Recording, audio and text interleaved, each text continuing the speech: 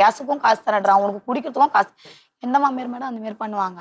ஒரு சின்ன சண்டையா இருந்தாலும் ஒரு 10 நிமிஷம் ஒரு கலவு. சரி உட்ரு, என் மேல நான் தப்பே இல்ல, என் மேல தப்பு உட்ருன்றுவேன்.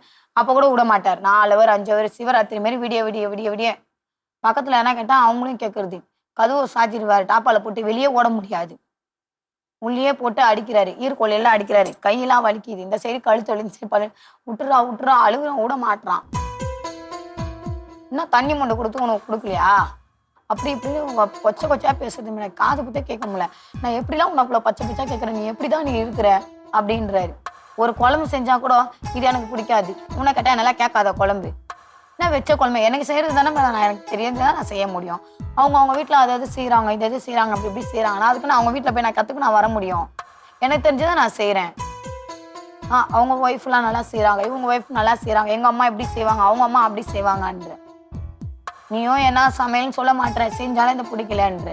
நாகவல்லி, என்ன பிரச்சனை தெரியுமா? உனக்கு மரியாதையே இல்லை. அதுதான் மேடம் உண்மை. அது ஏன் இல்லை? நீ படிக்கல, அதுதான் மேடம், நீ வேலைக்கு போல, நீ அட்லீஸ்ட் இதெல்லாம் பிரச்சனை இருக்கிறனால நீ படிச்சு சொந்தமா வேலை பார்த்து கொஞ்சம் கையில காசு உனக்கு தேவையானது வச்சிருந்தா இப்படி உன்னை ட்ரீட் பண்ண மாட்டாரு. அதுக்கு தானே இவ்வளோ அடிச்சுக்கிறது.